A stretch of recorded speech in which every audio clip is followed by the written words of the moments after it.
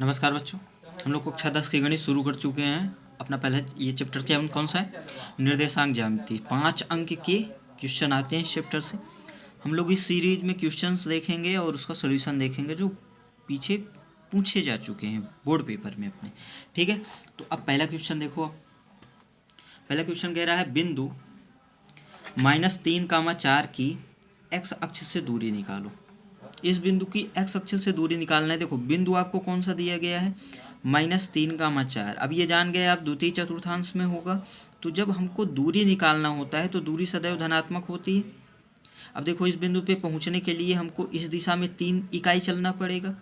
ध्यान रखना, ये दूरी की बात कर रहा हूँ मैं, इसलिए धनात्मक ले रहा हूँ। निर्देशांक तो इसका ऋणात्मक है। ये आप समझ गए हो कि ये -x पे चले हैं और ऊपर मतलब +y पे हमको 4 चलना पड़ेगा। तो यदि x अक्ष से दूरी चाहिए, अब x अक्ष ढूंढो। ये है x अक्ष, ये पूरा x अक्ष है। तो x अक्ष से दूरी चाहिए, मतलब ये वाली दूरी चाहिए आपको, ये वाली दूरी। और ये वाली दूरी कितनी होगी? 4। तो आपका आंसर कौन सा हो जाएगा? सी। अगला क्वेश्चन देखो, कह रहा है -3, 5 की y अक्ष से दूरी। अब देखो -3, 5 कहाँ होगा? -3, 5 ये भी होगा द्वितीय चतुर्थांश में ही। -3, 5 भी द्वितीय चतुर्थांश में होगा। अब देखो इस दिशा में आपको कितना चलना पड़ेगा? ये -3 भुज है, मतलब 3 इकाई चलना पड़ेगा और ऊपर चलना पड़ेगा, मतलब +y पे चलना पड़ेगा 5। तो अब देखो इस बार पूछा है y अक्ष से दूरी। y अक्ष ये है अपना, तो y अक्ष से दूरी मतलब ये वाली लंबवत दूरी। और अगर ये 3 है तो ये भी कितना होगा? 3। अब विकल्प देखो तो विकल्प में -3 दिया गया है, लेकिन सवाल कह रहा है दूरी, और दूरी होती है सदैव धनात्मक, इसलिए -3 नहीं होगा। तो आंसर कौन सा होगा? इनमें से कोई नहीं। बात समझ में आई आपको? यदि +3 होता तो +3 सही होता, क्योंकि दूरी की बात कर रहा है, दूरी सदैव होती है धनात्मक। क्लियर है? अगला क्वेश्चन देखो, कह रहा है चित्र में प्रदर्शित बिंदु P के निर्देशांक बताइए। देखो P x अक्ष पे कितना है?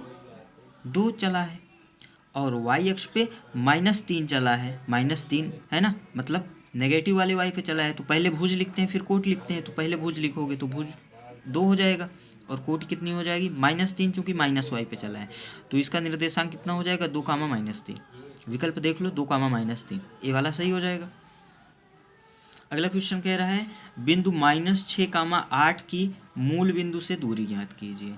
अब हम आ चुके हैं दूरी वाले फॉर्मूले में। दूरी फार्मूला आप जानते हो कि किन्हीं भी दो बिंदुओं के बीच जब हमको दूरी निकालनी होती है तो उसका फॉर्मूला आप जानते हो। मान लो ये बिंदु A है, दूसरा बिंदु B है, ये है x2, y2, ये है x1, y1। तो इनके बीच यदि दूरी निकालना है तो दूरी का फॉर्मूला जानते हो आप, x2 - x1 या x1 - x2 का होल स्क्वायर लेते हैं। इसलिए चाहे x2 - x1 करो या x1 - x2 करो, स्क्वायर कर देते हो ना, इसलिए वो बराबर हो जाएगा। ये हो जाएगा y1 - y2 का होल स्क्वायर। ठीक है, अब यहाँ पे सवाल में आपको दिया गया है मूल बिंदु से निकालना है आपको -6, 8 की।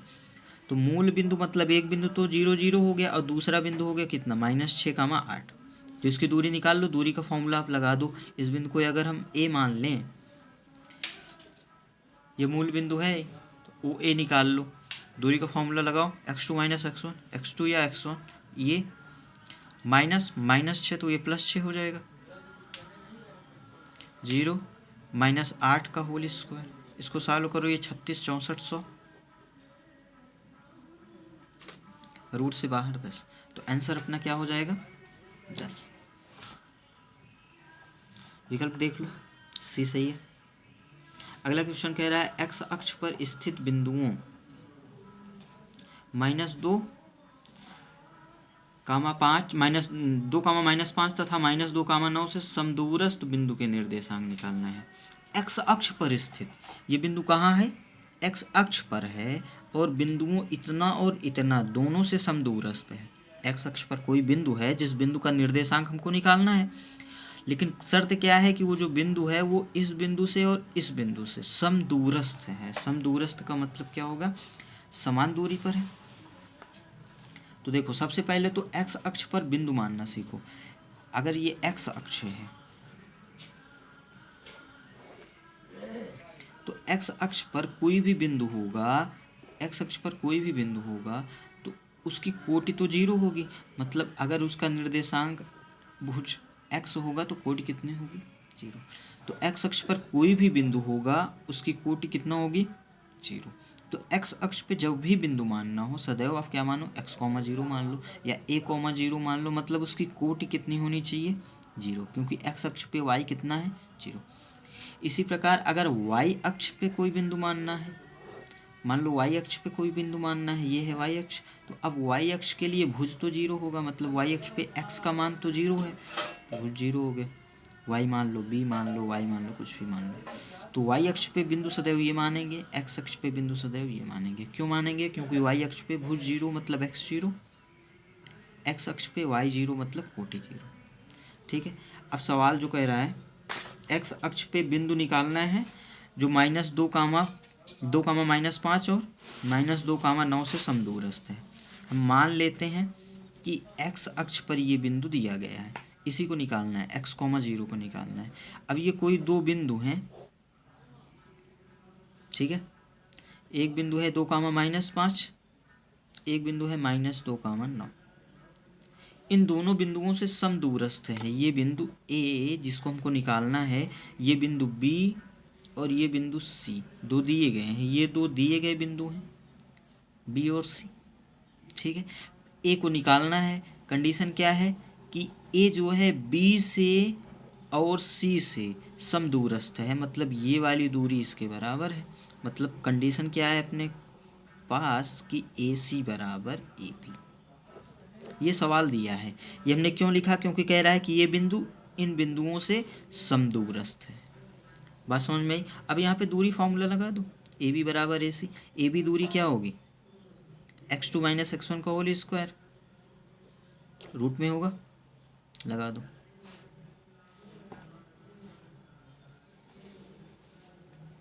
ये हो जाएगा x - 2 का होल स्क्वायर, 0 माइनस प्लस 5 हो जाएगा का होल स्क्वायर बराबर रूट माइनस प्लस 2, 0 - 9 का होल स्क्वायर। अब दोनों पक्षों का स्क्वायर कर दो, रूट हट जाएगा, ये हो जाएगा एक्स स्क्वायर प्लस 2 दूनी 4, ए माइनस बी का होल स्क्वायर ना, A square plus B square -2ab, तो -2 2 जा 4x प्लस 25, ये हो जाएगा x square plus 4x plus 4 plus 81, इसको सॉल्व कर लो, एक्स स्क्वायर प्लस 4 कटेगा तो ये 4x इधर जाएगा -8x और ये 81 उधर जाके घट जाएगा, 25 घट जाएगा 81 से।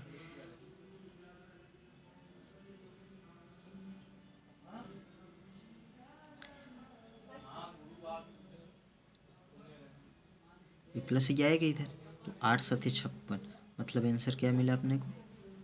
-7। अब देखो बिंदु निकालना था अपने को, बिंदु का भुज पता चल गया, कोटि तो जीरो होगी ही। कोटि जीरो क्यों होगी? क्योंकि ये बिंदु एक्स अक्ष पर है। तो आंसर अपना क्या हो जाएगा? जो बिंदु है वो हो जाएगा -7, 0। बस समझ में विकल्प देख लो आप, -7, 0 बी विकल्प सही है। ठीक है।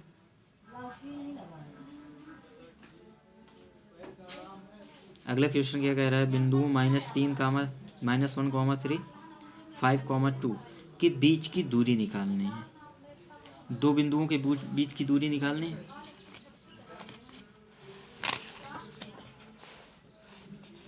बिंदु कितना है आपके पास? -1, 3 और दूसरा बिंदु क्या है? 5, 2। इनके बीच की दूरी निकालनी है।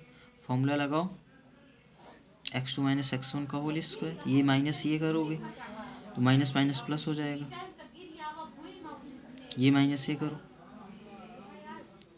इसको सॉल्व कर लो, ये 36 हो जाएगा और ये -1 का स्क्वायर 1, रूट 37।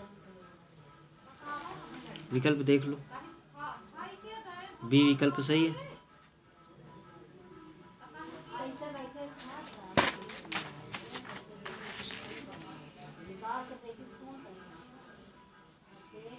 अगला क्वेश्चन देखो, कह रहा बिंदु इतना किस त्रिभुज के शीर्ष है। देखो 3 बिंदु दिए गए हैं, आपको ये पता करना है कि कौन से त्रिभुज के शीर्ष हैं। विकल्प में समकोण त्रिभुज, समबाहु, समद्विबाहु, विषमबाहु। तो जब बिंदु दिए जाएं, शीर्ष दिए जाएं और त्रिभुज की प्रकृति पता करनी हो आपको, तो आप क्या करोगे। देखो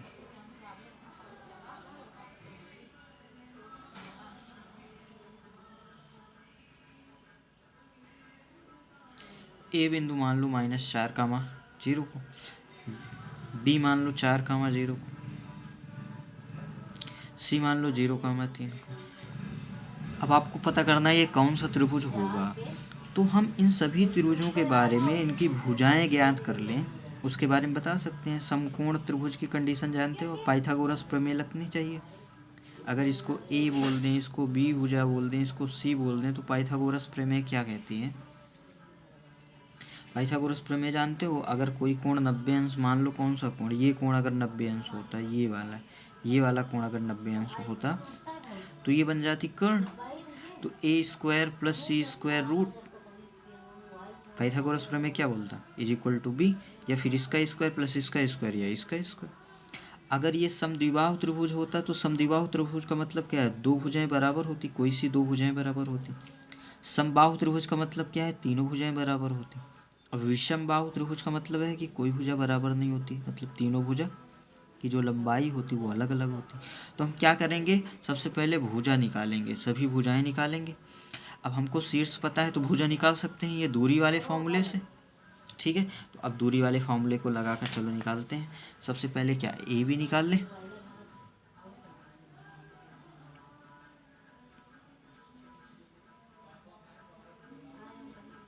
ए भी निकाल लो। ए भी क्या होगा, ये माइनस ये, तो ये प्लस हो जाएगा, और ये माइनस ये 0 है, तो 0 का स्क्वायर ही होगा। तो ये कितना मिला, 4 4 8 28 64, रूट से बाहर हो गया 8। अब बी सी निकाल लो,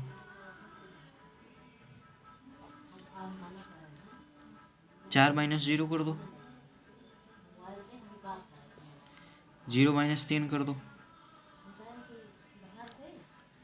कितना मिलेगा, ये 4 का स्क्वायर, इतना तो सॉल्व कर लोगे आप, ये 9 16 9 25 5 हो जाएगा।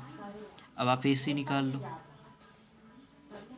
तो ये माइनस ये प्लस हो जाएगा, 0 + 4 का होल स्क्वायर, ये माइनस ये करोगे 3 का स्क्वायर, तो ये 4 3, ये भी 5 बाहर निकलेगा, 16 9 25 5 बाहर निकलेगा। अब देखो यहाँ से ये वाली भुजा इस वाली भुजा के बराबर है, 2 भुजाएं बराबर है, मतलब समबाहु त्रिभुज है। तो अपना आंसर कौन सा हो जाएगा, समद्विबाहु, 2 भुजाएं बराबर है तो समद्विबाहु त्रिभुज, विकल्प हो जाएगा बी।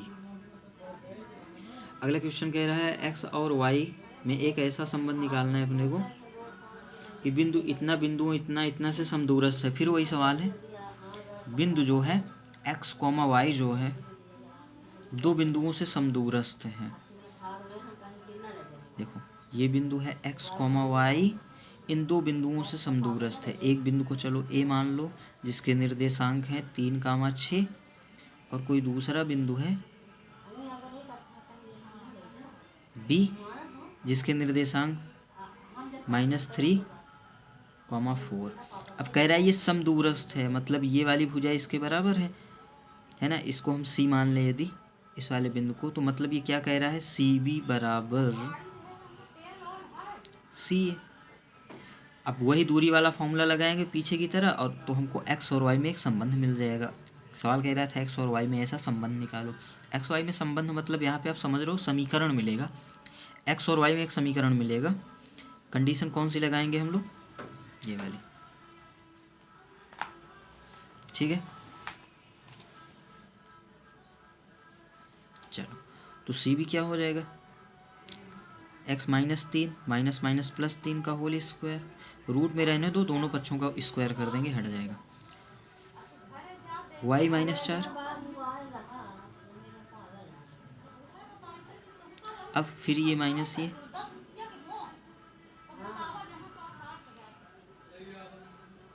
सॉल्व करना है, दोनों पक्षों का स्क्वायर कर दो और स्क्वायर। अब ये सॉल्व ही करना है, इसमें कुछ भी नहीं बचा है।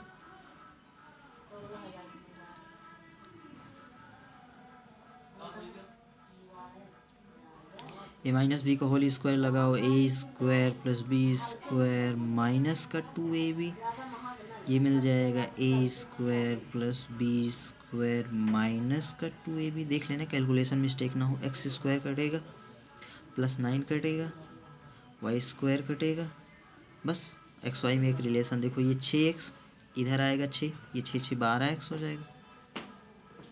ये माइनस 8y इधर आएगा, प्लस का 12y हो जाएगा, तो प्लस 8 4 12 प्लस 4y। अब इधर ये 16 बचा है, ये 9 तो कट गया, ये 16 बचा, इधर क्या बचा 36, इधर आ जाएगा माइनस का 36, या 16 को उधर ले जाओ तो प्लस का 20 हो जाएगा। तो ये है अपना आंसर। ये देख लो x और y में एक संबंध ही तो है, x और y में एक संबंध है। चाहो तो आप 4 का भाग जा रहा है, क्या 4 का भाग जा रहा है दे दो, तो 4 का भाग दोगे तो ये 3x मिलेगा प्लस y मिलेगा इज इक्वल टू 5, आंसर हो जाएगा। या -5 बराबर 0, इस 5 को इधर लाओ, तो ये होगा x और y में एक संबंध। बात समझ में आई?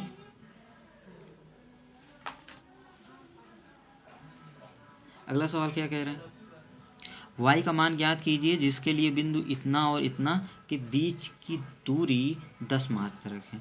दो बिंदु दिए गए हैं आपको, 2, -3, 2, -3, और दूसरा बिंदु दिया गया है 10, y, और इन दोनों बिंदुओं के बीच की दूरी PQ दिया गया है 10, और ये y निकालना है। तो दूरी का फॉर्मूला ही लगाना और कुछ भी नहीं। चलो दूरी का फॉर्मूला लगा के निकाल लेते हैं जल्दी से। P और Q की दे गए हैं आपको। P कितना दिया गया है 2 - 3, Q कितना दिया गया है 10y। अब ये PQ आपको दिया गया है, क्वेश्चन में PQ दिया है 10 मात्रक, है ना। तो अब आप PQ का फॉर्मूला लगा दो, बस दूरी वाले फॉर्मूले पे हम चल रहे हैं अभी। तो ये -a हो जाएगा, चलो ये -a कर दो, तो ये 10 - 2 का स्क्वायर, ये हो जाएगा y -3, तो माइनस माइनस प्लस हो जाएगा। इसको सॉल्व कर लो, ये 10 दिया गया है, दोनों पक्षों का स्क्वायर कर दो, ये 8 हो जाएगा, 8 8 64 हो जाएगा, स्क्वायर कर दिया रूट हट गया। ये a प्लस बी का होल स्क्वायर, ए स्क्वायर 3 त्रिकाई 9 2 3 6 वाई। कैलकुलेशन बस देखते रहना, कैलकुलेशन मिस्टेक नहीं होनी चाहिए।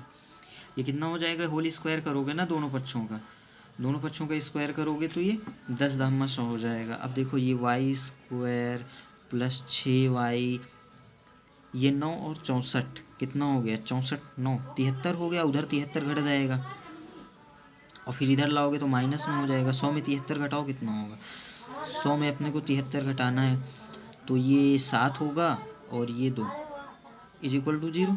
अब अपने को निकालना है y का मान। अगर y का मान निकालना है अब y का मान जैसे ही निकाल लोगे वही अपना आंसर हो जाएगा। बात समझ में आ रही है? इसके फैक्टर कर दो आप, 6 आना चाहिए, 9 त्रिक 27, घटाने पे 6 आ रहा है, बस ये फैक्टर करना जानते हो, मैं सीधा लिख दे रहा हूँ, है ना। ये प्लस का 9y और माइनस का 3y, 9 3। आप चाहना तो एक स्टेप और थोड़ा बढ़ा देना पीछे करके, y कॉमन ले लो, y प्लस 9, -3 कॉमन ले लो, y प्लस 9। तो अब यहाँ से y का 2 वैल्यू, एक तो -9 मिला और एक y का वैल्यू मिला प्लस का 3। तो अपना जो निकालना क्या था, y का मान ही निकालना था, तो यही अपना आंसर है। अपना आंसर क्या है, y is equal to minus का 9,3, ये अपना आंसर। कर लो क्वेश्चन।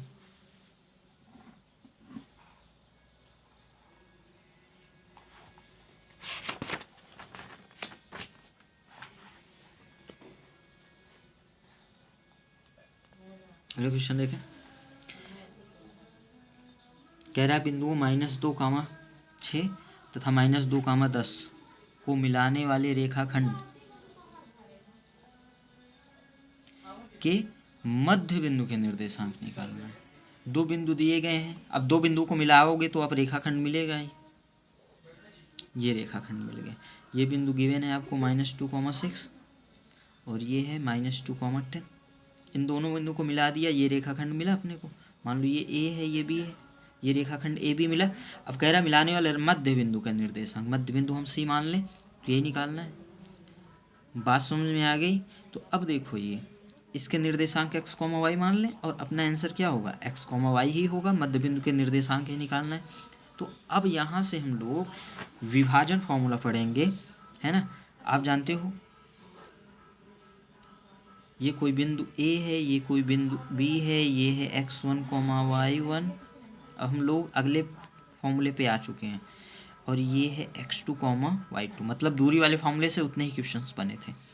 अब इन दोनों बिंदुओं को कोई एक बिंदु P है x, y, इसको m अनुपाते n में अंतः विभाजित कर रहा है। अभी हम लोग अंतः विभाजित के लिए देख रहे हैं, अंतः विभाजित कर रहा है। क्या कर रहा है, अंतः विभाजित कर रहा है। तो इसके लिए फॉर्मूला क्या देखो, अनुपात कौन सा था ये, m अनुपाते n।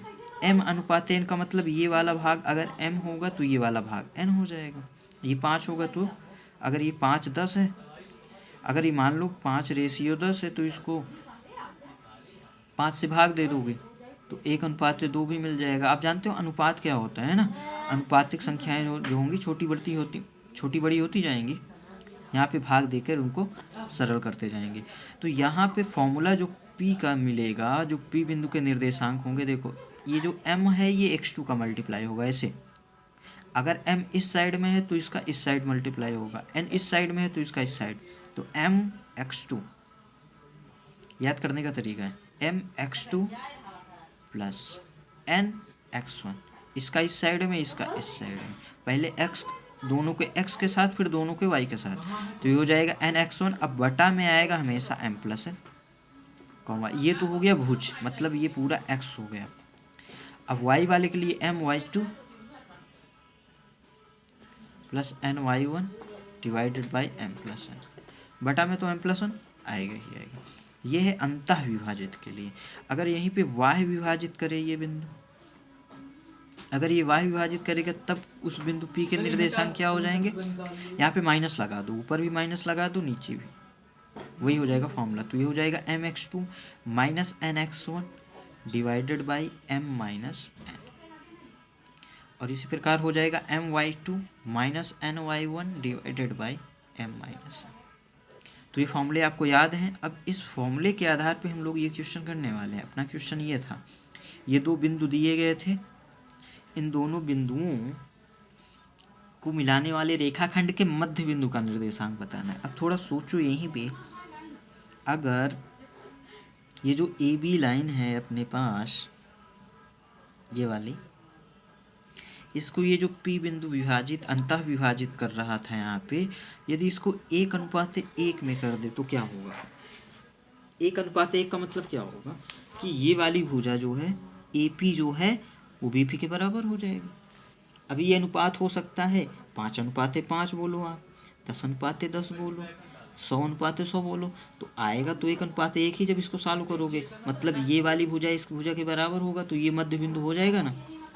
तो यहाँ पे m का वैल्यू कितना है, अपना m का वैल्यू 1 है और n का वैल्यू भी कितना है, 1 है। मतलब अगर m और n दोनों के मान 1 हो जाएंगे तो ये मध्य बिंदु हो जाएगा, क्योंकि अनुपात क्या हो जाएगा, 1:1 हो जाएगा। बात समझ में आ रही है। तो इसी वाले फॉर्मूले में आप m और n का वैल्यू कितना रख दोगे, 1। अब इतना तो जानते हो आप कि मध्य बिंदु है इसलिए अंतः विभाजित करेगा, है ना, y विभाजित तो करेगा नहीं। तो यहाँ पे आप m और n का वैल्यू डाल दो, कितना, 1 1। बात समझ में आ गई। चलो अब सवाल पे आ जाए। ये बिंदु दिया गया था -2,6 और ये जो b बिंदु है ये कितने दिया गया था, -2,10। अपने को P निकालना है, जिसको हमने C माना था, C के निर्देशांक। फॉर्मूला लगाओ, m का वैल्यू 1 हो गया। अभी इस फॉर्मूले से कर लो, फिर मैं सिंपल फार्मूला बता दूंगा आपको। m x2, अगर ये है तो ये x2 ले लो, -2 प्लस n x1 1 इंटू -2, ये दोनों -2 divided by m plus n। अभी ऐसे लिखो आप, मैं सिंपल फार्मूला आगे बताने वाला हूँ। फिर my2 1 इंटू 10, फिर ny1 divided by m plus. जब इसको सॉल्व करोगे तो ये -2 डिवाइडेड बाई 2 10 + 6 -4 डिवाइडेड बाई 2 करोगे -2 और ये 16 8। तो ये अपना आंसर है। तो ये हम निकालते कैसे हैं? इसी विभाजन वाले फॉर्मूले से मध्य बिंदु निकालते हैं। ये तो पहली बात हो गई। दूसरी बात क्या है कि अब आप मध्य बिंदु के लिए सीधा फॉर्मूला याद कर लो। जब भी आपको निकालना हो क्या मध्य बिंदु, तो उसके लिए सीधा फॉर्मूला याद कर लो। मान लो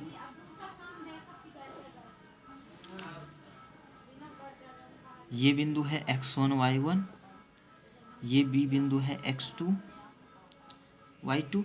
अब इसका जब मध्य बिंदु निकालना हो कभी भी आपको, तो आप ये फॉर्मूला लगाने के बजाय m और n का वैल्यू 1 रखने के बजाय सीधा फॉर्मूला याद कर लो। क्या होगा? x1 + x2 y2, x1 + x2 y2 कामा y1 + y2 y। ये होता है फॉर्मूला मध्य बिंदु का। तो ये फॉर्मूला याद करना आप, इस फॉर्मूले से लगाओ, अब सीधा आंसर निकालो। ये आप करना। बात समझ में आई? तो क्वेश्चन कर लिया आपने। आंसर कितना मिला आपको? -2,8, मतलब सी विकल्प सही है। अगला क्वेश्चन क्या कह रहा है? बिंदुओं -4,2 तथा 5,6 को जोड़ने वाले रेखाखंड का मध्य बिंदु दिया गया है। इस बार मध्य बिंदु दिया गया है और अल्फा निकालना है। ये देखो मध्य बिंदु में अल्फा आ रहा है ना, α/8,4, यही अल्फा निकालना है आपको। दो बिंदु दिए गए हैं -4 2 और 5 6। तो फॉर्मूला यही लगा दो, ये वाला फॉर्मूला लगा दो और उसको सॉल्व करो, देखो क्या होता है। चलो चलते हैं। बिंदु दिया है -4,2 और दूसरा बिंदु दिया गया है 5,6। मध्य बिंदु भी आपको दिया है इस बार। इसको अगर हम ए माने, इसको बी माने, तो इस बार सी जो मध्य बिंदु है वो भी है α/8,4। तो एक मध्य बिंदु तो सवाल में दिया गया है, एक मध्य बिंदु आप फॉर्मूला से निकालो। ये फॉर्मूला लगाओगे x1 + x2 y2 y1 + y2 y2, तो एक मध्य बिंदु तो आपके फॉर्मूले से आएगा। एक मध्य बिंदु सवाल में दिया गया है, दोनों को बराबर कर दो। उस बिंदु जो निकालोगे उसका भुज इसका भुज दोनों बराबर कर दो, उसकी कोटि इसकी कोटि बराबर कर दो, उसको सॉल्व कर लो, वहीं से अल्फा की वैल्यू निकल कर आएगी। बात समझ में आई? क्या करनी है आपको? चलो कर देते हैं। तो सी का निर्देशांक यदि हम फॉर्मूले से निकालें, फॉर्मूले से, तो क्या होगा? इतना प्लस इतना -4 + 5/2 x1 + x2 y2 कामा y1 + y2 y2 y1 + y2 y2। और ये बिंदु किसके बराबर होगा? इसके बराबर α/8,4 के। अब देखो ये जो भुज है इस भुज के बराबर होगा, क्योंकि दोनों बिंदु एक ही तो हैं, और इसका कोट इसके कोट के बराबर होगा। चलो एक लाइन और सॉल्व करते हैं। ये 1/2 हो जाएगा और ये हो जाएगा 6 2 8 4 α/8 का। देखो दोनों की कोटि बराबर आ रही है ना, मतलब भुज भी बराबर होगा, तभी तो ये दोनों बिंदु एक ही बिंदु होगा। तो यहाँ से हम बोल सकते हैं 1/2 = α/8। तो यहाँ से अल्फ़ा का वैल्यू निकालोगे तो ये 8 यहाँ जाएगा और 2 से भाग हो जाएगा। तो अल्फ़ा का वैल्यू कितना आ गया? 4। ये है अपना आंसर। कर लो कॉपी।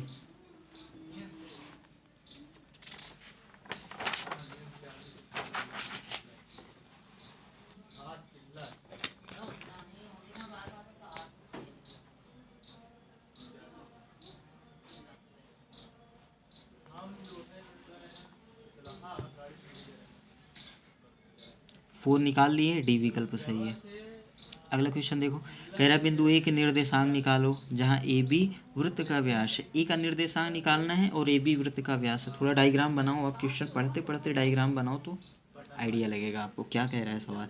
ये हमने एक वृत्त बनाया वृत्त। कह रहा ए का निर्देशांक जहाँ ए बी व्यास है, ये कोई ए बी हमने व्यास बना दिया। ए का निर्देशांक निकालना है।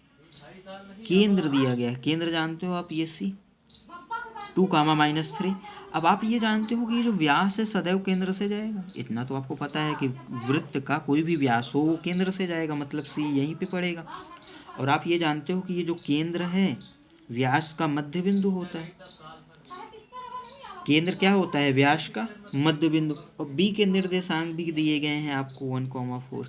और आप जानते हो सी क्या होगा? ए बी का मध्य बिंदु, क्योंकि ए बी व्यास है, ये केंद्र है। आप जानते हो केंद्र व्यास का मध्य बिंदु होता है। मतलब समझ में आ गया आपको? अब सॉल्व कर लो आप।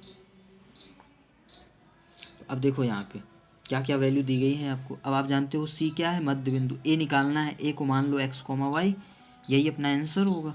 तो अब आप जानते हो कि ए बी का मध्य बिंदु है सी, तो सी का निर्देशांक फॉर्मूले से क्या निकलेगा, फॉर्मूले से निकाल x1 + x2/2 मतलब x + 1/2, y1 + y2/2 मतलब y + 4/2, और ये जो सी का निर्देशांक है 2, -3 है, इसके बराबर हो। हमने क्या किया, सी केंद्र है इसलिए व्यास का मध्य बिंदु होगा, तो मध्य बिंदु वाला ए बी का मध्य बिंदु सी है, मध्य बिंदु वाला फॉर्मूला लगा दिया। ए को मान लिया x1 + x2/2, y1 + y2/2, और जो सी का फॉर्मूले से भुज और कोटि आएगा, ये इस भुज और कोटि के बराबर होना चाहिए। तो आप एक बार इसको इसके बराबर कर दो, इसको इसके बराबर कर दो, तो हम यहाँ से बोल सकते हैं x + 1/2 = 2। तो यहाँ से x का वैल्यू 4 हो जाएगा, एक घट जाएगा 3 आ जाएगा। एक बार बोलोगे आप y + 4/2 = -3, तो यहाँ से y का वैल्यू है -6 और ये उधर जाएगा माइनस, तो -10। तो अपना जो बिंदु ए निकालना था उसके निर्देशांक हमने x, y माने थे, तो x और y का वैल्यू ही निकाल लिया, तो ये बिंदु क्या हो जाएगा 3, -10। यही अपना आंसर है। विकल्प देख लो कौन सा सही है। अच्छा, ये बहुविकल्पी क्वेश्चन नहीं है, तो इसका आंसर कितना हो गया 3, -10। बात समझ में आ गई। अगला क्वेश्चन देखें। अगला क्वेश्चन देखो क्या कह रहा है, बिंदुओं -4, -6 बिंदुओं इतना और इतना को जोड़ने वाले रेखाखंड को किस अनुपात में विभाजित करेगा। ये एक बिंदु दिया गया है, ये वाला बिंदु -4, 6।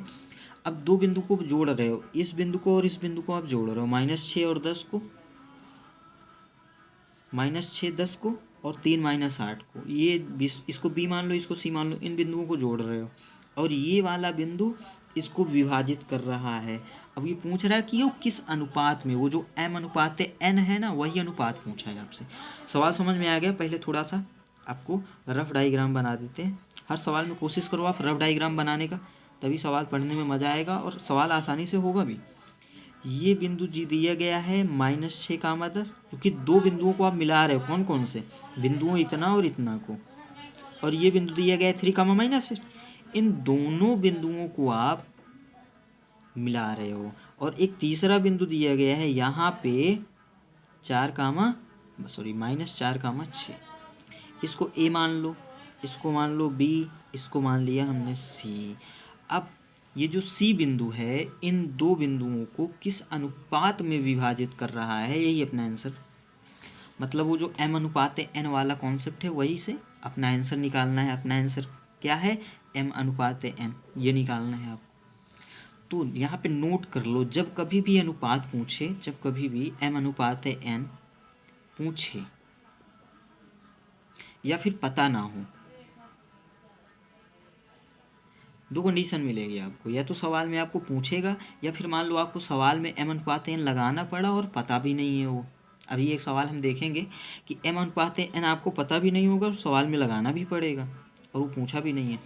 तो जब कभी भी ये अनुपात पूछे या फिर पता ना हो अपने को, तो ये m/n की जगह हम हमेशा k/1 मानेंगे। ये जो n का वैल्यू 1 मान लेंगे ना, तो कैलकुलेशन अपनी आसान हो जाएगी। क्यों मानेंगे, क्योंकि अपनी कैलकुलेशन आसान हो जाएगी। आप k/1 की बजाय m/1 मान लो, या n/1 मान लो, कुछ भी मान लो, आप समझ गए ना। ये जो दूसरा वाला वैल्यू है उसको आप 1 मान लो, तो कैलकुलेशन आसान हो जाएगी। बात समझ में आ गई। तो हमने मान लिया k/1 में ये क्या कर रहा है, अभी मान लिया हमने अंतः विभाजित कर रहा है। अब क्या माना हमने माना कि ये अंतः विभाजित, ये अंदर बिंदु बनाया ना इसके, मतलब हमने माना अंतः विभाजित कर रहा है। तो अगर ये k का वैल्यू ऋणात्मक हो जाएगा तो वो आंसर में हो जाएगा y विभाजित। ये भी नोट कर लेना, अगर k क्या हो जाएगा, धनात्मक अगर k रहेगा तब तो अंतः विभाजित ही रहेगा। अगर k ऋणात्मक आ गया तो वो y विभाजित हो जाएगा। अब हम लोग सॉल्व करेंगे इसको, तो इसके लिए हम क्या लगाने वाले हैं, फॉर्मूला। वही m/n का फॉर्मूला लगा दो आप। अब देखो, ये है m अपना, ये है n, तो हमने क्या कहा था, ये क्रॉस इसका ये वाला और इसका ये वाला, याद है ना, mx2 nx1, ठीक है। तो अब ये हो जाएगा k/3, जो अपने c के निर्देशांक मिलेंगे वो मिलेगा k/3 plus 1 into -6 divided by, हम माने हैं अंता विभाजित इसलिए प्लस का ही रहेगा। ये हो जाएगा k/2 k into y2 plus 1 into y1 मतलब 10 डिवाइडेड बाई k प्लस, इतना बात समझ में। अब ये जो बिंदु हम निकाले हैं फॉर्मूला लगा के और ये बिंदु दिया गया है, ये दोनों बिंदु आपस में बराबर होंगे। बात समझ में आई। ये किसके बराबर है? -4,6 के। तो अब ये इसके बराबर होगा। भाई ये दो बिंदु बराबर कब होंगे? जब इनके भुज बराबर हों और इनकी कोटि भी बराबर हो। तो यहाँ से हम बोल सकते हैं ये क्या हो जाएगा 3k, ये -6 डिवाइडेड बाई k प्लस 1 बराबर किसके हो जाएगा? -4 के। और दूसरी बात इसकी कोटि के बराबर हो जाएगा तो ये -8k हो जाएगा, ये +10 हो जाएगा डिवाइडेड बाई k प्लस 1 हो जाएगा और ये किसके बराबर हो जाएगा 6 के। इसको सॉल्व कर लो, k का वैल्यू मिल जाएगा। यहाँ से जो k का वैल्यू आएगा यहाँ से दोनों बराबर ही होंगे। तो ये हो जाएगा 3k - 6, ये -4k -4। कैलकुलेशन पता है आपको कैसे करते हैं। अब इस -4k को इधर लाओ तो प्लस हो जाएगा, 3 4 7 हो जाएगा और ये उधर जाएगा प्लस का हो जाएगा। तो प्लस का हो जाएगा मतलब प्लस का 2 बचेगा। तो k का वैल्यू कितना मिला? 2/7। यहाँ से भी देख ले, कैलकुलेशन दोनों करना ताकि आपको क्रॉस चेक पता चल जाए कि कहीं कैलकुलेशन मिस्टेक तो नहीं कर दी। 2/7 यहाँ से मिलेगा 8k प्लस 10, ये मिल जाएगा 6k प्लस 6। तो इसको इधर लाओ तो ये हो जाएगा 8 6 14, उधर जाएगा तो ये माइनस का हो जाएगा, 2 का भाग दे दो तो k का वैल्यू कितना मिल गया? 2 7 14। देख लो दोनों में k का वैल्यू कितना आ रहा है? 2/7। तो दोनों को आ रहा है मतलब अपनी कैलकुलेशन सही है। तो अब यहाँ पे देखो k का वैल्यू निकालने के बाद क्या करेंगे हम लोग? अपना आंसर क्या है? ऐसे लिख लो, अपना आंसर है k/1। तो अब k का वैल्यू लिखो। अगर k का वैल्यू लिखोगे तो ये लिखोगे आप 2/7। क्या लिखोगे? 2/7 अनुपात 1। तो आप अनुपात निकालते हो तो जानते हो कि हर में कुछ भी नहीं होना चाहिए। हर में कुछ नहीं होना चाहिए मतलब क्या करो? दोनों में 7 का गुणा कर दो। तो इसमें 7 का गुणा करोगे कट जाएगा तो हो जाएगा 2/1। इसमें करोगे 7। तो ये अपना आंसर, ये अपना आंसर। और देख लो k का वैल्यू पॉजिटिव आया, धनात्मक आया, इसलिए अंतः विभाजित होगा। ये जो बिंदु है ना अपने अंतः विभाजित करेगा, 2/7 में अंतः विभाजित करेगा। अगर यही k का वैल्यू माइनस में आ जाता तो बोलते y विभाजित करेगा। ठीक है। तो जब भी m/n में आंसर m/n निकालना हो तो क्या करोगे आप? उस अनुपात को k/1 मान लो। फिर क्या करो? k का वैल्यू देखो, यदि पॉजिटिव तो अंतः, नेगेटिव तो y विभाजित। पहली बात। दूसरी बात, यदि k का मान बटा में आ रहा है तो उसको सिंप्लीफाई कर लो, हर में जो भी हो उसी का गुणा कर दो। ठीक है, कर लिए कॉपी?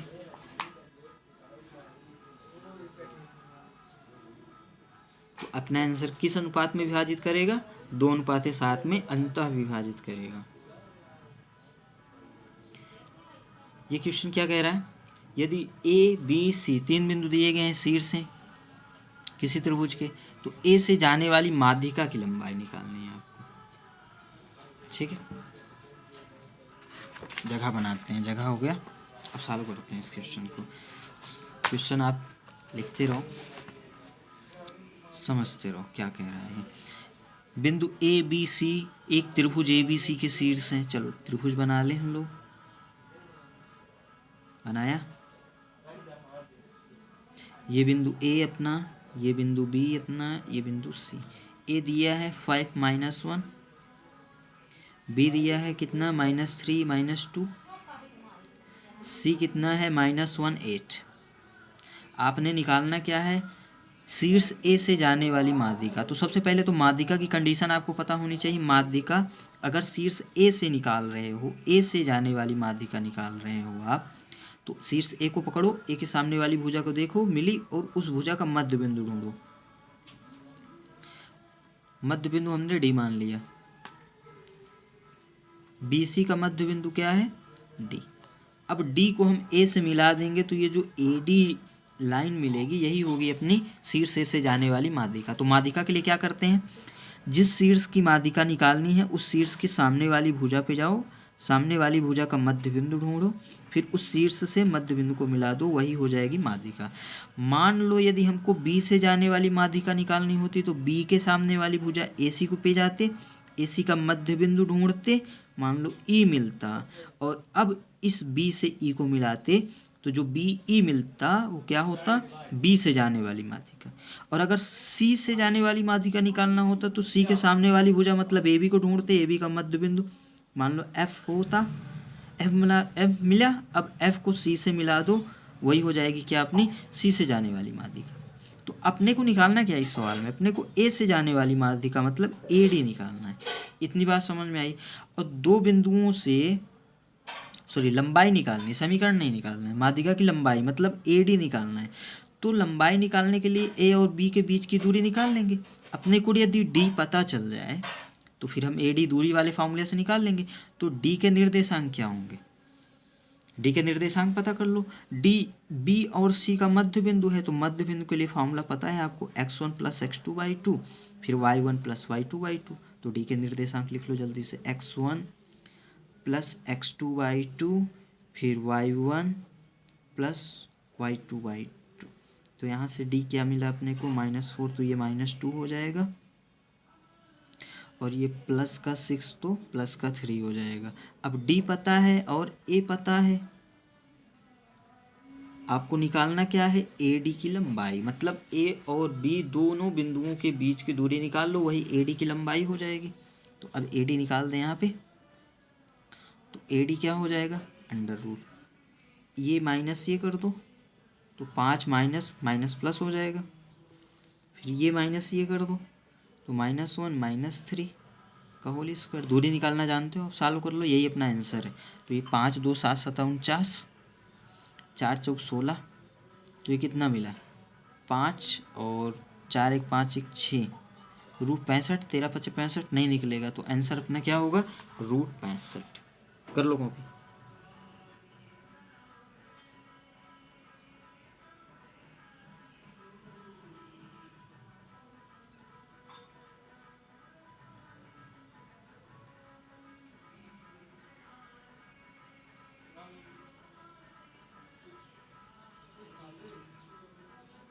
अगला सवाल देखें।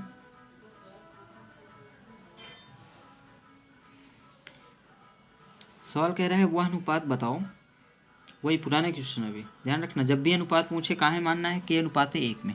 वह अनुपात बताओ जिसमें बिंदु इतना जो है, ये बिंदु कोई ये है, बिंदुओं इतना और इतना को मिलाने वाले रेखाखंड को विभाजित करता है, और p का मान भी निकालना है। मतलब अब देखो यहाँ अनुपात भी निकालना है और p का मान भी निकालना है, दोनों चीज़ें निकालनी है, ठीक है। पहले डायग्राम बना ले।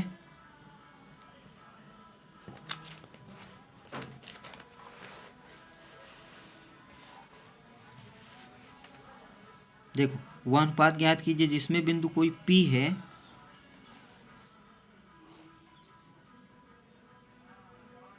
ये दो बिंदुओं A और B को, A दिया है -5, -4 है ना। सवाल एक बार आप पॉज करके सवाल लिख लिया करो। सवाल दिया है -5, 4 बिंदु A है, B बिंदु कौन सा है -2, 3। इनको किस अनुपात में विभाजित करता है एक बिंदु P जिसके निर्देशांक -3, P हैं। वो अनुपात निकालना है, किस अनुपात में विभाजित करता है, पहला बात। दूसरा कह रहा है स्मॉल p का मान निकालो, है ना। आप स्क्रीन पॉज करके क्या क्वेश्चन लिख लिया करो जल्दी से। तो इसमें दो चीज़ें निकालनी है आपको, एक तो अनुपात, और मैंने जब आप अभी आपको कहा कि अनुपात जब भी निकालना हो आप क्या करो, k अनुपात 1 मान लो, ठीक है। तो अब k अनुपात 1 मान लिया अनुपात में, और इस बिंदु का फॉर्मूला लगा दो MKN1, तो My2 मतलब k का -2 में गुणा -2k प्लस Ny1 Ny1 1 का गुणा -5 में डिवाइडेड बाय m + n। अभी ध्यान देना, हमको पता नहीं है ये अंतः विभाजित करता है कि वाय विभाजित करता है। के का वैल्यू पॉजिटिव तो अंतः, और के का वैल्यू नेगेटिव तो वाय विभाजित। इसी प्रकार के वाई टू, अच्छा ये अभी के एक्स टू के एक्स वन, सॉरी बात समझ में आ गया ना, m x two plus n x one बटा एम प्लस एन। अब एम वाई टू ये 3k हो जाएगा, इसका इसमें मल्टीप्लाई करोगे 1 into -4 divided by k plus one. और ये जो बिंदु हमने निकालना है ये किसके बराबर होगा, -3 पी के, क्योंकि ये सवाल में दिया है। अब ये जो है इसके बराबर होगा -3 के, ये भुज दोनों के भुज बराबर होंगे तभी तो ये बिंदु आपस बराबर होगा। तो यहाँ से हम बोल सकते हैं -2 ये -5 divided by k plus one is equal to -3, और इसकी कोट भी लिख दो, ये 3k -4 divided by k plus one is equal to p. अब सॉल्व करके आंसर ही निकालना है। तो ये चलो क्रॉस मल्टीप्लाई करो, ये -5 है, आप कैलकुलेशन पे नज़र बनाए रखना। ये हो गया 3k प्लस 3, ये 3k इधर आएगा माइनस, तो 3 2 5, और ये उधर जाएगा प्लस, तो 5 3 8, ये प्लस हो जाएगा ना उधर जाके। तो k का वैल्यू यहाँ से मिला -8/5। अब देखो ये माइनस क्या बताता है, वाय विभाजित करता है। अब यहाँ से सॉल्व कर लो। अब यहाँ देखो k और p दोनों अननोन है, तो ये वाला k का वैल्यू आप यहाँ पे डाल दो तो p का वैल्यू निकल जाएगा। तो ये हो गया 3 इंटू के का वैल्यू मिला -8/5 -4 डिवाइडेड बाई के का value -8/5 plus 1 divided by P. Solve करो, ये 8 3 24 और 5 ले लिए लासा, तो ये हो जाएगा -20, और ये 5 इस 5 से कट जाएगा, फास्ट कैलकुलेशन कर रहा हूँ, ये -8 + 5 हो जाएगा। इतनी कैलकुलेशन आपको पता है। अब ये -24 ये -44 हो जाएगा, और डिवाइडेड बाई -3 हो जाएगा इज इक्वल टू पी हो जाएगा। तो पी का वैल्यू यहाँ से कितना मिला, 44/p। तो एक आंसर तो ये आ गया पी का वैल्यू। दूसरा एक सवाल और पूछा था किस अनुपात में, तो यहाँ पे अनुपात क्या, मैंने क्या कहा, के का वैल्यू यदि बटा में आ जाए तो जो बटा में है उसी से क्या कर दो, आप भाग दे दो। तो अब देखो आपने निकाला, आपका आंसर क्या था, आपका आंसर था के अनुपात 1। के का वैल्यू क्या निकाला आपने, 8/5। माइनस छोड़ दो, माइनस क्या बताता है, वाय विभाजित। ये अनुपात 1 हो गया, 5 का गुणा कर दो तो 8/5, मतलब 8/5 में ये जो बिंदु P है ये वाय विभाजित करता है, और स्मॉल p का वैल्यू कितना है, इतना। तो ये दोनों आंसर हो गए। कॉपी कर लो इसको।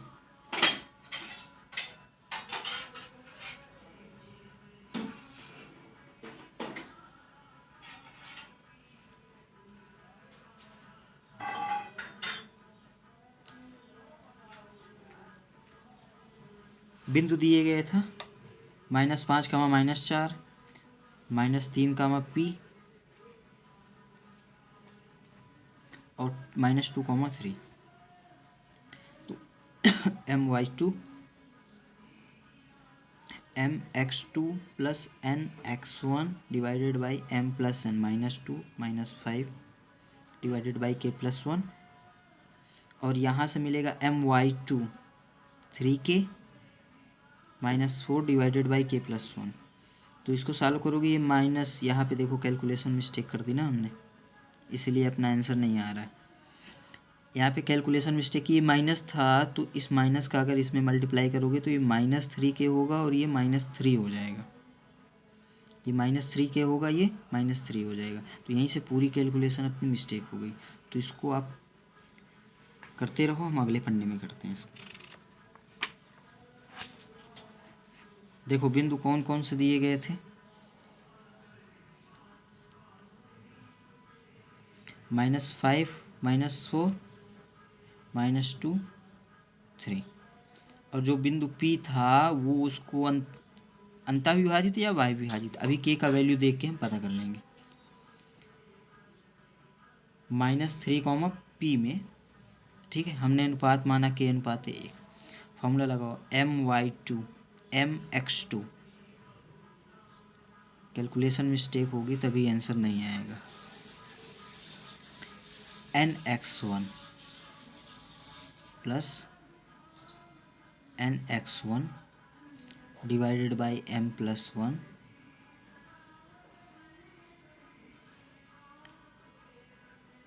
फिर my2 plus ny1 divided by m+1, और ये बिंदु किसके बराबर है, -3, p के।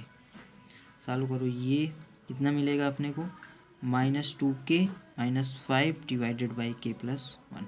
ये किसके बराबर होगा, -3 के बराबर। दोनों के बिंदु अगर बराबर है तो भुजा और कोटि आपस में बराबर होंगे, और ये मिलेगा 3k -4 divided by k+1 is equal to p। इसको सॉल्व करो तो ये मिला -2k -5, ये माइनस छूट गया था उस बार, तो ये माइनस हो जाएगा, तो -3k और -3, तो ये माइनस इधर आएगा प्लस तो k बचेगा, और ये उधर जाएगा प्लस तो 2 बचेगा। k इज इक्वल टू कितना मिला अपने को, +2। प्लस क्या बताता है, अंतः विभाजित कर रहा है, और k का वैल्यू बटा में आया नहीं, बटा में आता तो भाग देते। तो यहाँ से अनुपात आपको k/1 मतलब 2/1 मिल गया। एक आंसर तो ये मिल गया। अब k का वैल्यू यहाँ रख दो तो p का वैल्यू मिल जाए, 3 × 2 - 4 डिवाइडेड बाई 2 + 1 बराबर p। तो ये 6 में से 2 गया, 6 में से 4 गया 2, 3, तो p का वैल्यू कितना मिला, 2/3।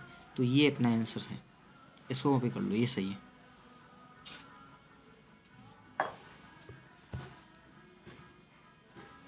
अगला क्वेश्चन देखें। दो बिंदु को मिलाने वाले जोड़ने वाले रेखाखंड को समत्रिभाजित करने वाले बिंदुओं के निर्देशांक बताने हैं। क्वेश्चन लिख लो पॉज करके। अब देखो सवाल जो कह रहा है, दो बिंदु कोई हम मिला रहे हैं,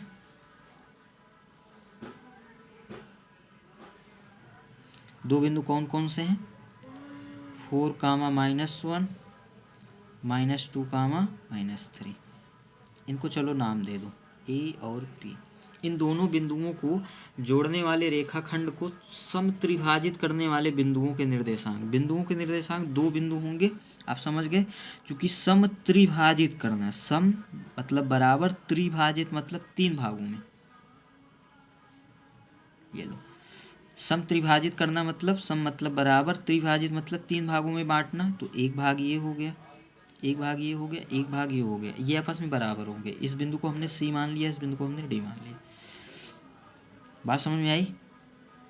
इन्हीं C और D के निर्देशांक निकालना है। सम त्रिभाजित, त्रि मतलब 3 भागों में, सम मतलब बराबर, ये वाला भाग, ये वाला भाग, ये वाला भाग बराबर होगा। अब C का निर्देशांक निकालना है, D का।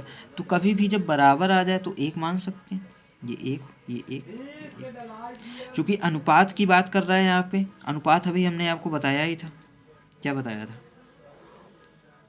कि चाहे 5:5 लिख दो, 10:10 लिख दो, है ना, बराबर है तो वो 1:1 ही आ जाएगा। तो जब भी बराबर मिले आपको क्या करो, आप एक एक एक मान लो। अब हमको ये बताओ, अगर ये एक है तो अगर इस पूरी लाइन की बात करें तो ये पूरी लाइन तो 2 हो जाएगी। ये एक, ये एक, तो 1 + 1 2, और ये वाली लाइन है 1। तो आपको ये दिख रहा होगा कि ये जो बिंदु C है ना, इस AB को 1:2 में अंतः विभाजित कर रहा है। अब यहाँ पे हम स्पष्ट बोल सकते हैं अंतः विभाजित, तभी तो अंदर मिलेगा, तभी तो समत्रिभाजित मिलेगा। बात समझ में आ रही। तो यहाँ पे बोल सकते हैं जो C है वो AB को 1:2 में अंतः विभाजित करेगा। इतनी बात समझ में आई आपको। क्यों? क्योंकि ये सब बराबर है, तो ये अगर 1 होगा तो ये 2 हो जाएगा। अगर ये 5 मानते, ये 5 मानते, ये 5 मानते, तो ये 5 5 10 हो जाता।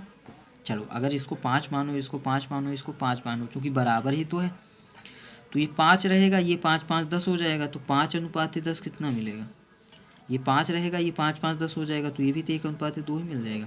इसीलिए हमने कहा कि जब बराबर है तो हमेशा 1:1 मान लो। तो ये 1 1 2 हो जाएगा। अब फॉर्मूला लगा दो। तो C के लिए जो C और AB के लिए जो फॉर्मूला लगाओगे, M का वैल्यू है 1, N का वैल्यू है 2, फॉर्मूला लगा दो। तो सी का निर्देशांक क्या मिलेगा, ये है m, तो इसका ये x1 y1, ये x2 y2, ये m तो इसका, ये n तो इसका, ऐसे ही बताया था ना फॉर्मूला। तो my2 1 into -2 plus x2 mx2 plus nx1 2 into 4 divided by m plus. इसी प्रकार my2 plus ny1 divided by m plus. Solve कर लो, यही अपना सी आंसर होगा। ये -2 और ये +1, चलो एक स्टेप लिख देते हैं। कैलकुलेशन मिस्टेक नहीं होनी चाहिए, ध्यान रखना, कैलकुलेशन में बहुत मिस्टेक हो जाती है। -2 डिवाइडेड बाई 3, तो ये क्या मिला अपने को, 6 मिलेगा प्लस का, तो ये 2 हो जाएगा, और ये हो जाएगा 3 2 5। तो सी बिंदु के निर्देशांक तो अपने को पता चल गया, देख लेना एक बार, कैलकुलेशन मिस्टेक नहीं होनी चाहिए।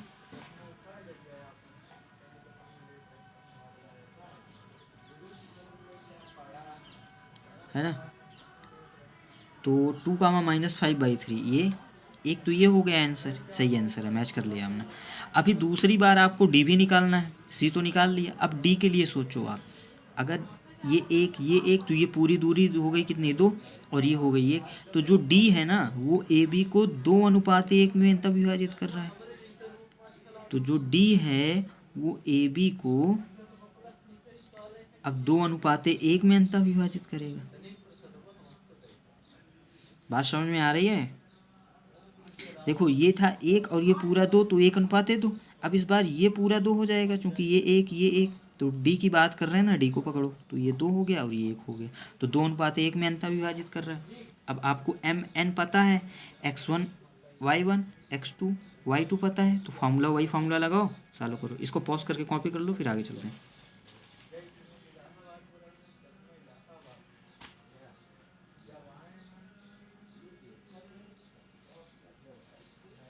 चलो my2 mx2, ये है m इंटू x2 का वैल्यू है -2, आप वहाँ से देख के लगाओ, अपने सवाल से सवाल को लिख लिया करो आप पॉज करके। फिर n x1 का वैल्यू है +4 divided by m plus n। अब है my2, m का वैल्यू यहाँ पे 2 है ना, तो my2 2 इंटू -2, सॉरी y2 था -3 प्लस n1 है, y1 है -1 divided by m plus. Solve कर लो, ये अपना आंसर मिल जाएगा यहाँ से। ये -4 + 4 डिवाइडेड बाई 3, ये -6 -1 डिवाइडेड बाई 3, कितना मिल गया, ये तो 0 मिल गया। ये -7/3, तो डी के निर्देशांक कितना आ गया, -7/3। बात समझ में आई? तो ये अपना आंसर है। तो दो बिंदुओं के निर्देशांक निकालना था, तो एक बिंदु को निर्देशांक पता चल गया 2 - 5/3, और दूसरे का 0, -3। ये जो दोनों बिंदु हैं ए और बी को समत्रिभाजित करते हैं। क्वेश्चन समझ में आ गया? पॉज करके सॉल्व कर लो।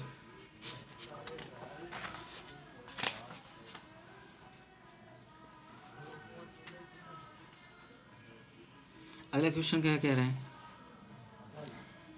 यदि बिंदु ए बी सी संरेख है, तो मतलब ये 3 बिंदु संरेख दिए गए हैं। अब हम लोग तीसरे टाइप पे आ चुके हैं। देखो इस चैप्टर को हमने 3 भागों में बांटा था। पहला टाइप दूरी फॉर्मूला पढ़ लिया आपने, अभी दूसरा ये m/n पढ़ लिया, अभी तीसरा रेशियो क्या है, त्रिभुज का फॉर्मूला पढ़ा। पहले इसको पॉज करके लिख लो। अभी त्रिभुज के क्षेत्रफल का फॉर्मूला आपको याद होगा। त्रिभुज के क्षेत्रफल को हम लोग लिखते हैं काहे से भैया, डेल्टा से, और डेल्टा का फॉर्मूला क्या होता है, हाफ, और फिर मॉड में x1 y2 - y3 plus x2 y3 - y1 plus x3 y1 - y2।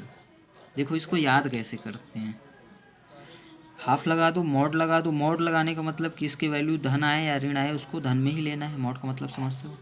अब देखो ये जो ब्रैकेट 3 ब्रैकेट आएगा अंदर छोटा छोटा, तो उस ब्रैकेट में हमेशा y होगा और ब्रैकेट के बाहर x होगा। याद हो गया, ब्रैकेट के बाहर x होगा, ब्रैकेट के अंदर होगा y। अब x होगा तो क्रम से होगा 1 2 3, बीच में हो गया प्लस। याद हो गया। अब देखो 1 यहाँ लिख दिया तो बचा क्या 2 और 3, तो 1 के बाद 2 आता है, 2 - 3 लिख लिया। अब आगे क्या हो गया 2, तो अब 2 के बाद देखो ये सर्कल याद कर लो आप, 1 2 3, 3 पॉइंट मार्क कर लो और इसी डायरेक्शन में चलो 1 2 3 चलना है, 1 2 3, तो 1 2 3 1 2 3, फिर क्या हो गया, अभी 2 बाहर हो गया तो 2 के बाद क्या आएगा 3, तो 3 - 1 3 - 1, ब्रैकेट के अंदर y रहेगा।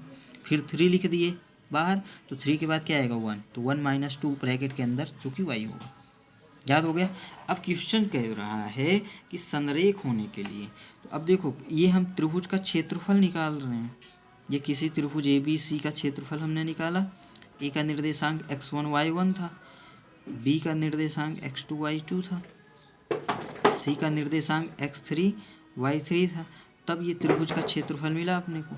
अगर ये तीनों बिंदु संरेख हो जाएंगे, संरेख का मतलब एक रेखा में हो जाएंगे ABC, तो त्रिभुज का क्षेत्रफल कितना मिल जाएगा अपने को 0। तो संरेख होने के लिए त्रिभुज का क्षेत्रफल कितना मिलना चाहिए डेल्टा, इसको हम डेल्टा पढ़ते हैं, डेल्टा कितना मिलना चाहिए 0। तो क्वेश्चन में ये 3 बिंदु दिए गए हैं आपको 1, 2, 0, 0 और A, P, और ये कह रहा है ये तीनों बिंदु कैसे हैं संरेख हैं। संरेख होने के लिए इन तीनों बिंदुओं से बनने वाले त्रिभुज का क्षेत्रफल कितना होना चाहिए 0। आप कहोगे संरेख है तो त्रिभुज नहीं बनेगा, त्रिभुज नहीं बनेगा, तभी तो मैं कह रहा हूँ क्षेत्रफल कितना होना चाहिए 0। तो अब क्षेत्रफल का फॉर्मूला लगाओ और उसको कर दो 0 के बराबर, ये हाफ डेल्टा, ये फार्मूला है x1। अब वो अंदर आएगा y2 - y3, ये हमने आपको बताया 1 2 3, या फिर ऐसे याद करो 1 हो गया तो यहाँ 2 - 3 है। अब ये 2 बाहर जाएगा अगले वाले में, तो ये 3 पहले आ जाएगा, 3 - 1। अब ये 3 बाहर जाएगा ये, तो ये 1 - 2 हो जाएगा, कैसे भी याद कर लो। तो ये हो गया x1, y2 - y3, ये है y2 - y3 b है, प्लस x2 0 है। अब x2 y3 - y1, y3 - y1 plus x3 तो अब ये होगा y1 - y2, ये है y1 - y2, ये मॉड है, इसको सॉल्व कर लो। और ये क्षेत्रफल किसके बराबर होना चाहिए 0 के बराबर, क्यों, क्योंकि संरेख की कंडीशन है। ये 1/2 इधर चला जाएगा 0 हो जाएगा, इसको सॉल्व कर लो, ये तो -b हो जाएगा, ये 0 हो जाएगा, 0 का गुणा किसमें भी करो 0, और ये हो जाएगा +2a बराबर 0। तो b बराबर कितना मिल जाएगा 2a, यही अपना आंसर होगा। हमने डेल्टा बराबर 0 की कंडीशन लगाई, क्यों, क्योंकि ये तीनों बिंदु संरेख दिए गए थे, इसको सॉल्व किया तो ये मिला। अब विकल्प देख लो, विकल्प में b = 2a कहाँ मिल रहा है, b बराबर 2a सी वाले विकल्प में मिल रहा है, तो यही अपना आंसर हो गया। ठीक है, अगला क्वेश्चन क्या कह रहा है, सिद्ध कीजिए बिंदु इतना और इतना संरेख हैं। तो किन्हीं भी 3 बिंदुओं को संरेख सिद्ध करना हो तो क्या करो आप, उसका डेल्टा निकालो, डेल्टा बराबर 0 आ जाए तो लिख दो कि सिद्ध होता है कि ये तीनों बिंदु क्या है संरेख हैं। इसको पॉज करके आप ट्राई करना, ये हो जाएगा। डेल्टा निकालोगे तो 0 आएगा ही, तभी तो संरेख होगा। ये क्वेश्चन कह रहा है क्या बिंदु इतना एक त्रिभुज बनाते हैं, यदि हाँ तो त्रिभुज की प्रकृति। क्या त्रिभुज बनाते हैं, तो इसके लिए आप डेल्टा निकालो। अगर डेल्टा का मान नॉन जीरो आ गया, अगर देखो अगर डेल्टा 0 आ गया तब तो वो त्रिभुज नहीं बनेगा, मतलब संरेख हो जाएंगे। अगर डेल्टा का मान नॉन जीरो, 0 के बराबर नहीं आया, कुछ भी आ गया डेल्टा का मान 0 को छोड़ के, तब वो हाँ बोलोगे आप, हाँ त्रिभुज बनाते हैं। और फिर अगर त्रिभुज बनाते हैं तो 3 बिंदु शीर्ष पता है, तो उसी प्रकार अभी जैसे पीछे किए थे, तीनों भुजाएं पता कर लो और त्रिभुज की प्रकृति बता दो, मतलब कौन सा त्रिभुज है, समबाहु, विषमबाहु, समद्विबाहु, समकोण, यही 4 जनरली पूछता है आपके सिलेबस। ठीक है, तो क्वेश्चन पॉज करके लिखो, फिर सॉल्व करते हैं।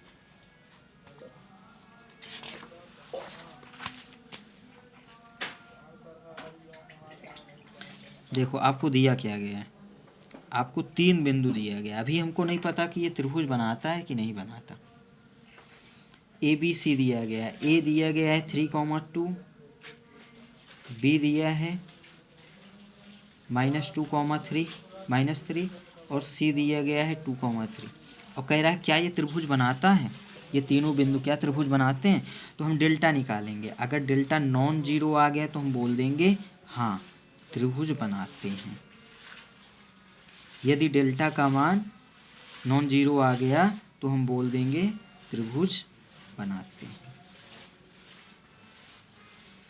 ठीक है, डेल्टा निकालो। डेल्टा का फॉर्मूला लगाओ, हाफ मोड में x1 y2 minus y3 plus x2। देखो याद करने का तरीका हमने बताया था ना, ये 2 बाहर आ गया, 2 बाहर आ गया तो ये 2 वाली जगह ये 3 ले लेगा, मतलब y3। अब बचा क्या 1, तो y1 प्लस x3। अब देखो ये 3 बाहर आ गया तो ये y1 इधर आ जाएगा, तो 3 1 हो गया, तो बचा क्या 2। बस चलो डेल्टा निकालते हैं। ये हो गया 1/2। x1 का वैल्यू कितना है 3, y2 का वैल्यू -3 माइनस y3 का वैल्यू 3। कैलकुलेशन देखना मिस्टेक ना हो। x2 का वैल्यू -2, y3 का वैल्यू 3 माइनस y1 का वैल्यू 2 प्लस x3 का वैल्यू 2, y1 का वैल्यू 2 माइनस y2 का वैल्यू -3, तो माइनस माइनस प्लस 3।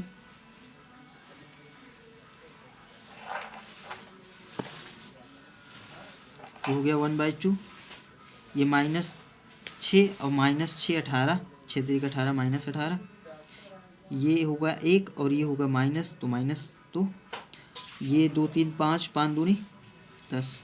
चालू करो, तो ये -20 प्लस 10 कितना होगा, ये 1/2 हो गया। -20 और प्लस 10 -10 हो जाएगा। हमने मोड लगाया है, मोड का मतलब ही प्लस ले लेंगे।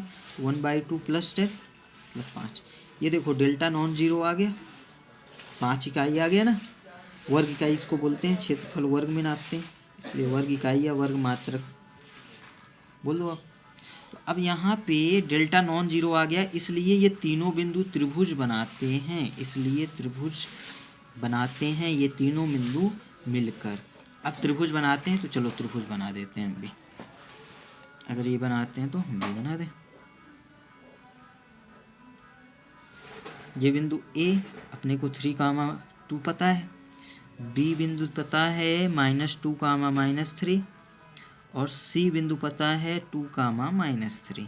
अब हमको पता चल गया कि त्रिभुज बनाते हैं, त्रिभुज बना दिया। त्रिभुज की प्रकृति बतानी है, मतलब ये कौन सा त्रिभुज है, समबाहु, समद्विबाहु, समकोण।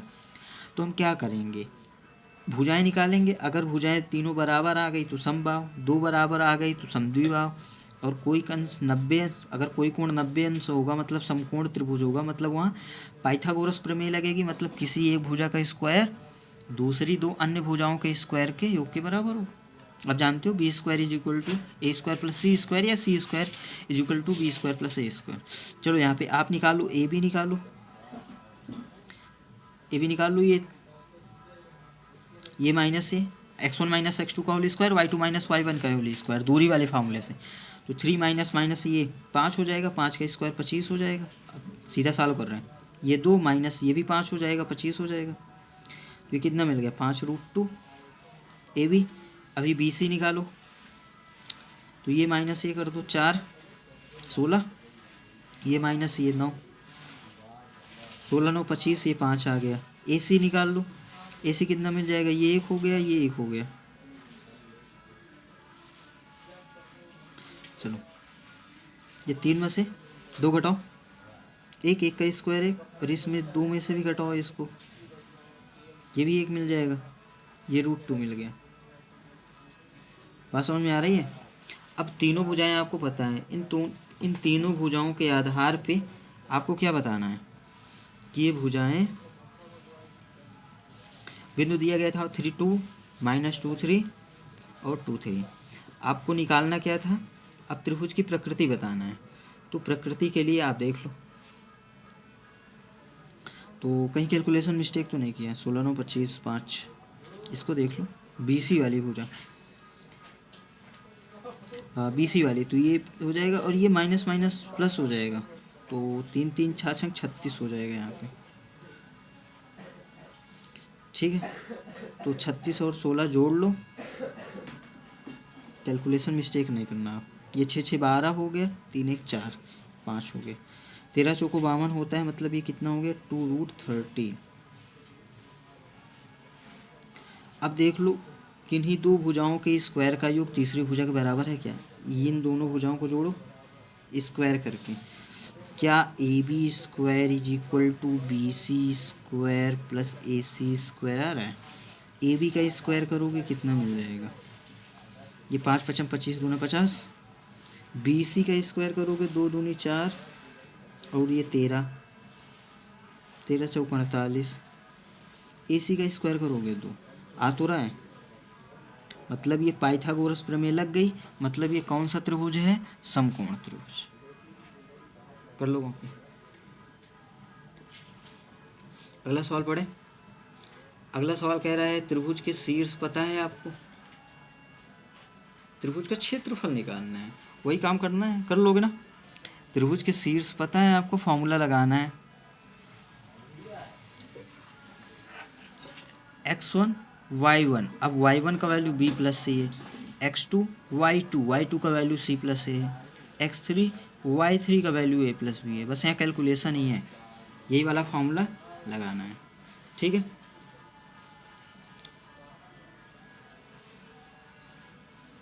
ये देख लो, सॉल्यूशन देख लो, कर लेना है इसको। क्षेत्रफल कितना आ गया 0, हमने कैलकुलेशन की, क्षेत्रफल कितना मिला अपने को 0, मतलब ये तीनों त्रिभुज क्या हैं, समरेख हैं। बात समझ में आ गई। अगला क्वेश्चन कह रहा है यदि बिंदु इतना इतना समरेख है तो सिद्ध कीजिए 1/a plus 1/b is equal to 1।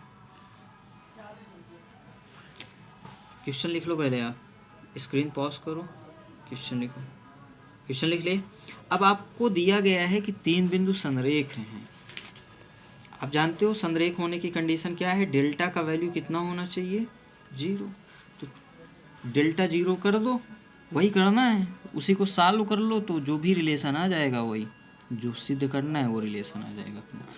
तीन बिंदु दिया गया है, ए मान लो इसको a,0, बी बिंदु दिया गया है 0,b, तीसरा बिंदु सी दिया गया है 1,1। ये संरेख हैं, संरेख होने का मतलब क्या है, इनका डेल्टा जो है वो 0 है। डेल्टा बराबर 0 आप लगाओ, उसको सॉल्व करो तो कंडीशन आपको ऑटोमेटिक मिल जाएगी, जो प्रूव करना है ना 1/a 1/b is equal to 1। चलो सॉल्व कर देते हैं इसको। तो डेल्टा निकालो आप 1/, ये हाफ मोड, आप जानते हो मोड लगेगा x1 y2 minus y3, calculation भर मिस्टेक नहीं होनी चाहिए। x2 आ गया तो 3 उसकी जगह ले लेगा, मतलब y3 माइनस y1। फिर x3 आ गया, 3 आ गया बाहर, तो 3 के बाद आता है 1, याद करो वो सर्कल, तो y1 minus y2, y1 minus y2, formula तो याद ही होगा। ये मिला a b माइनस 1, ये तो 0 मिल जाएगा, और ये मिल जाएगा माइनस b। आप जानते हो संरेख है इसलिए 0 हो जाएगा, इस हाफ को यहाँ भेज दो, ये भी 0 हो जाएगा। अब मॉड हटा दो तो ये मिलेगा ए बी माइनस ए का मल्टीप्लाई कर दिया, minus b is equal to 0। अब इस a और b को उधर ले जाओ तो यहाँ मिलेगा ए बी बराबर a प्लस बी, दोनों पक्षों को a b से भाग दे दो, तो ए बी बटा ए बी, ए बटा ए बी, बी बटा ए बी, तो ए कटेगा इससे, इससे बी कटेगा, इससे पूरा कट जाएगा, तो यहाँ बचा 1/b,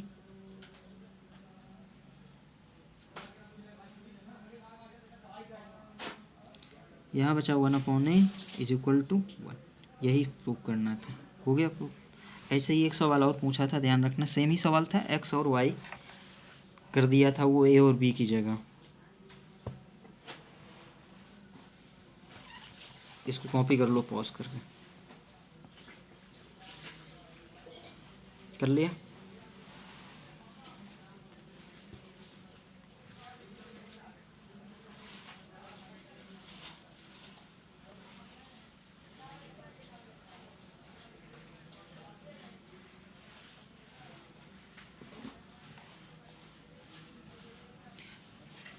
कर लिया कॉपी। तो ये कंप्लीट पार्ट होता है। ये 3 टाइप के क्वेश्चंस बन रहे थे इस चैप्टर के, हमने देख लिया। तो इस चैप्टर में बस इतने ही टाइप के क्वेश्चंस बोर्ड में पूछे गए हैं और इसी टाइप के जो क्वेश्चंस बोर्ड में आएंगे भी।